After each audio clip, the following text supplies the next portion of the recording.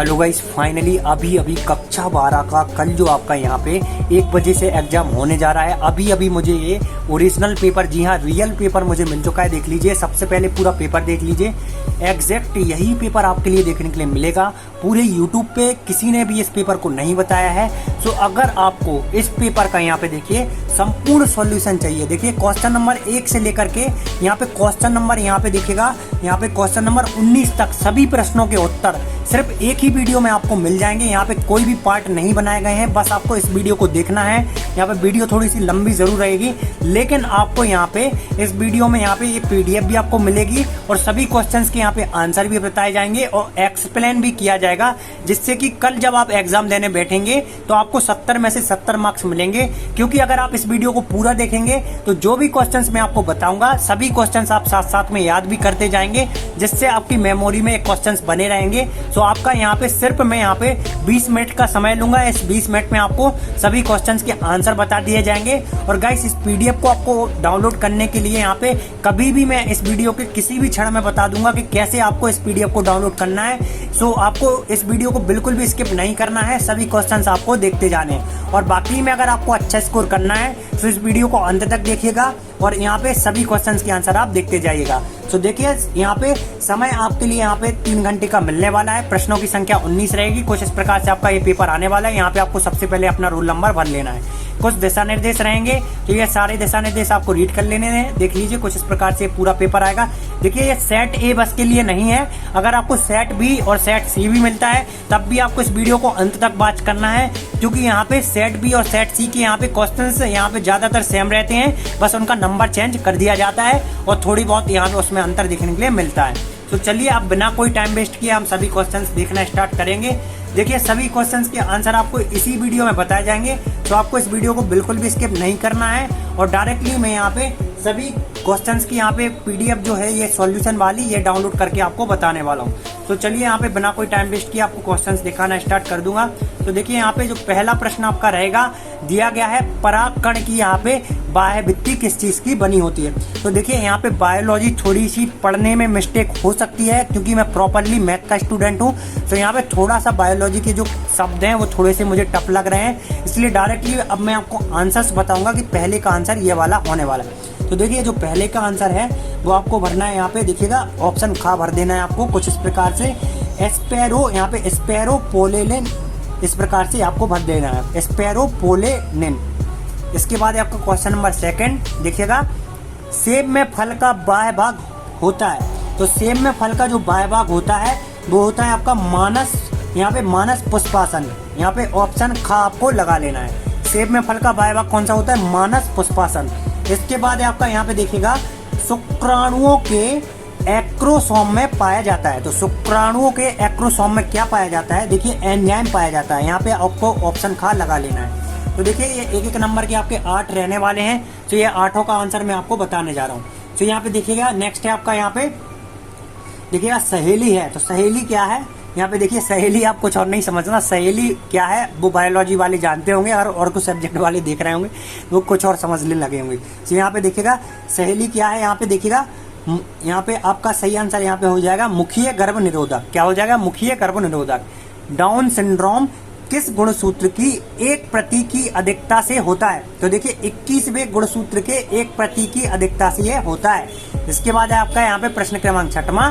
प्रश्न क्रमांक 6वां है आपका, हीमोफीलिया के बारे में कौन सा कथन सत्य है? तो देखिए, हीमोफीलिया के बारे में जो आपका कथन सत्य है वो यह है कि यह एक प्रभावी रोग है। यह एक प्रभावी रोग है। यहाँ ऑप्शन का आपका करेक्ट हो जाएगा। फिर इसके बाद देखिएगा, यहाँ पे नेक्स्ट आपका यहाँ पे प्रश्न क्रमांक 7 रहने वाला है। यहाँ पे देखिए लीजिए, न्यूक्लियल यूरोसोम में शामिल होने वाले यहाँ पे क्या है? तो देखिएगा, यहाँ पे क्या हो जाएगा? यहाँ पे देखिएगा, इसका सही आंसर हो जाएगा आपका न्यूक्लियोसोम कोर तथा H हिस्टोन दोनों शामिल होते हैं। तो देखिए, ये थोड़ा सा पढ़ने में मुझे डिफिकल्टी हो रही है, तो इसको देखिए माइंड में मत लीजिएगा।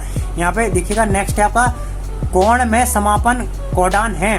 तो देखिए, कोण में यहाँ पे समापन जो कोडान है, देखिए यहाँ पे जो सही आंसर आपका हो जाएगा उपरोक्त सभी एकदम करेक्ट हो जाएगा।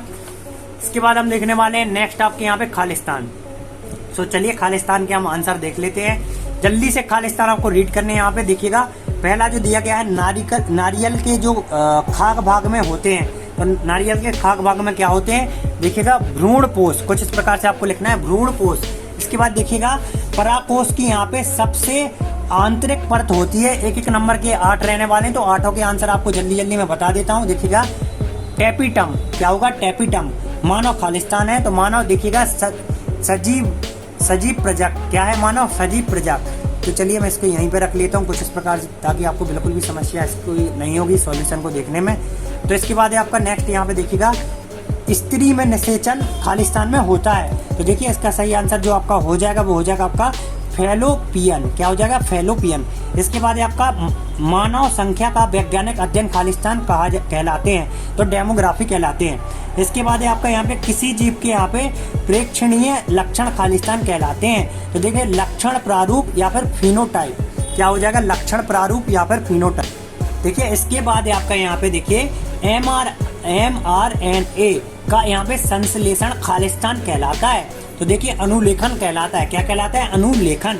इसके बाद आपका नेक्स्ट यहाँ पे खालिस्तान ने सबसे पहले सेंट्रल डोगमा प्रस्तापित किया था। तो देखिए यहाँ पे फ्रांसिस किक, क्या हो जाएगा, फ्रांसिस किक ने किया था। तो ये फ्रांसिस किक कोई वैज्ञानिक थे जिन्होंने किया था। प्रश्न क्रमांक 3 देखने वाले हैं, एक वाक्य एक शब्द में उत्तर। यहाँ पे देखिएगा बहुभ्रूणता किसे कहते हैं, तो इसका आंसर हम देख लेते हैं। प्रश्न क्रमांक 3 का यहाँ पे एक वाक्य एक शब्द में उत्तर। सो देखिएगा कुछ इस प्रकार से इसको आपको लिखना है। सिट्रस जैसे कुछ यहाँ पे देखिएगा आवृत जीवियों के बीजों में एक से अधिक यहाँ पे भ्रूण उत्पन्न करने की यहाँ पे परिघटना यहाँ पे बहुभ्रूणता कहलाती है। इसके बाद देखिएगा नेक्स्ट है आपका यहाँ पे मनुष्य के नर व मादा प्राथमिक जनन अंग हैं, तो क्या हो जाएंगे वो, इसका आंसर आप लिखेंगे सिस्ट्रस जैसे। यहाँ पे देखिएगा नेक्स्ट यहाँ पे जो सेकंड है आपका, यहाँ पे मुझे लगता है डबल बार आ गया है। यहाँ पे मैं सेकंड का आंसर आपको कमेंट करके बताना है, मनुष्य वाला यहाँ पे आपको कमेंट करके जरूर बताना है, यहाँ पे आप कमेंट में बताइएगा। नेक्स्ट है आपका देखिएगा यहाँ पे किन्हीं दो यहाँ पे जीवाणु जन्य यौन संचरित रोगों के हमें नाम बताने थे। तो देखिए एक हो जाएगा आपका सफलिस, एक हो जाएगा आपके यहाँ पे गोनोरिया, क्या हो जाएगा, एक सफलिस एक गोनोरिया। इसके बाद आपका यहाँ पे भारत में यहाँ पे देखिएगा नेक्स्ट आपका दिया गया है, आगे थोड़ा सा मैं इसको आगे कर लेता हूँ। भारत में यहाँ पे देखिएगा परिवार नियोजन कार्यक्रम का यहाँ पे प्रारंभ कब हुआ, तो देखिए भारत में यहाँ पे परिवार नियोजन का कार्यक्रम जब हुआ था, स्टार्ट हुआ था सन 1951 ईस्वी में। इसके बाद देखेंगे हम नेक्स्ट यहाँ पे जो दिया गया है आपका देखिएगा सहल गिनता को हमें परिभाषित करना था। देखिएगा ये यहीं पे क्वेश्चन दिया गया है, इस क्वेश्चन को भी मैंने टाइप कर दिया था। तो एक ही क्रोमोसोम पर स्थित जीन सेगलन जीन तथा उनका एक ही साथ वंशागत होता। इसके अलावा यहाँ पे सहल गिनता कहलाता है। कुछ इस प्रकार से इसकी परिभाषा हो जाएगी। सो प्लीज़ डोंट माइंड, यहाँ पे आपको हिंदी में यहाँ पे नहीं दिखना है। एक्चुअली थोड़े से अटपट्टे शब्द हैं, मैं केमिस्ट्री अच्छे से पढ़ लेता हूँ, लेकिन पता नहीं बायोलॉजी किस प्रकार से ये शब्द होते हैं, क्योंकि मैं बायोलॉजी से शुरू से पीछे भागता था। मैं आपको बताऊँ, मैथ मुझे बहुत पसंद थी। इसके बाद आपका यहाँ पे देखिएगा मानव में लिंग निर्धारण किस क्रोमोसोम के कारण होता है, तो देखिए लिंग गुणसूत्र XY के कारण, लिंग गुणसूत्र XY के कारण होता है। इसके बाद आपका यहाँ पे देखिएगा DNA के खंड का नाम जो यहाँ पे पॉलीपेप्टाइड श्रृंखला का संश्लेषण करता है, तो जीन एकदम करेक्ट इसका हो जाएगा। इसके बाद आपका लास्ट क्वेश्चन यहाँ पे देखिएगा नाइट्रोजनी यहाँ पे क्षारक पेप्टोज शर्करा से किस बंध द्वारा जुड़ा जा सकता है, तो देख लीजिए यहाँ पे, ये पढ़ लीजिए आपको इसका स्क्रीनशॉट कर लेना, मैं आप नहीं पढ़ पाऊंगा इसको। इसके बाद आपके यहाँ पे सही जोड़ियाँ देख लीजिए, इन सही जोड़ियों का हमें मिलान करना था।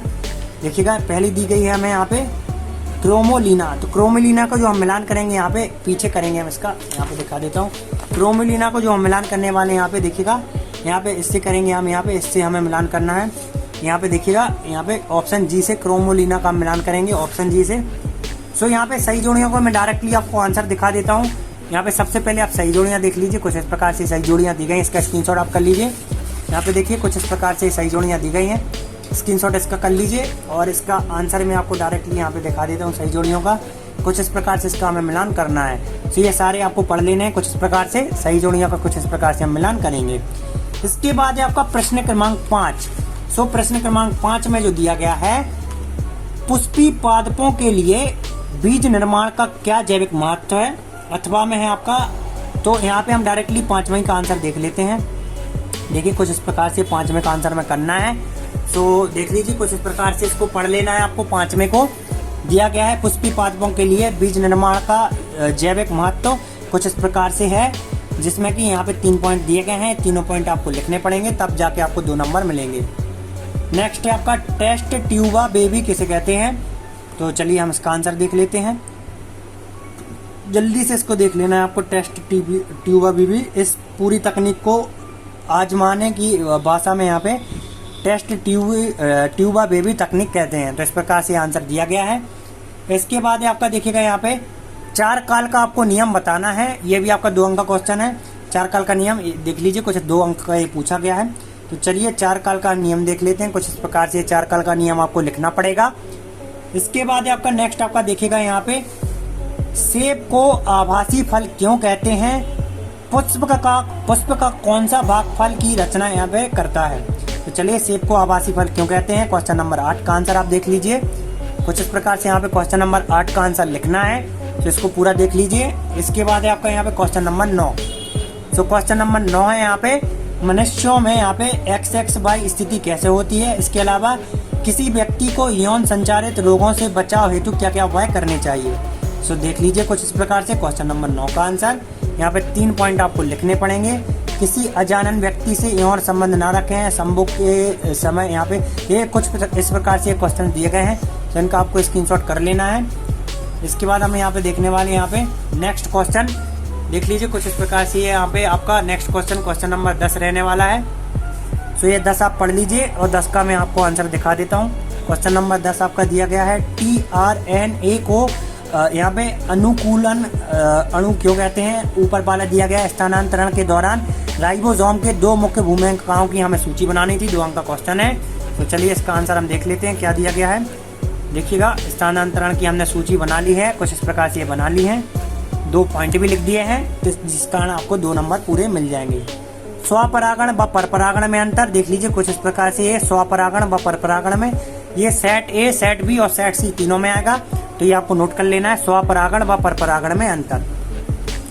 नेक्स्ट है आपका यहाँ पे देखिए जनसंख्या यहाँ पे विस्फोट के लिए कौन कारण सुझाव हमें देने थे। जनसंख्या विस्फोट के लिए आंसर देख लीजिए। जनसंख्या विस्फोट के क्या कारण है और इसके क्या स्वभाव हो सकते हैं। इसके बाद आपका देखिएगा यहाँ पे सो यहाँ से गाइस आपके 3 अंक के क्वेश्चन स्टार्ट हो जाएंगे। तो देखिए नेक्स्ट वीडियो जो मैं बनाऊंगा पार्ट 2, उसमें 3 अंक के क्वेश्चंस के आंसर आपको बता दूंगा। तो यहाँ तक क्वेश्चन नंबर 12 तक हमने सभी आंसर्स देख लिए हैं। यहाँ पे देखिए क्वेश्चन नंबर 3 यहाँ से स्टार्ट हो जाएंगे। सो चलिए अब हम देखते हैं इस PDF को हम कैसे डाउनलोड कर सकते हैं। बहुत ही आसान तरीके से इस PDF को हम डाउनलोड कर सकते हैं। तो चलिए हम देख लेते हैं। देखिए इस मोबाइल में ये PDF है और इस मोबाइल में इस PDF को मैं डाउनलोड करके दिखाने वाला हूँ। बहुत ही आसान तरीका है कैसे हमें डाउनलोड करना है। सबसे पहले देखिए आपको गूगल पे लिखना होगा यहाँ पे स्टडी नोट्स पीजे।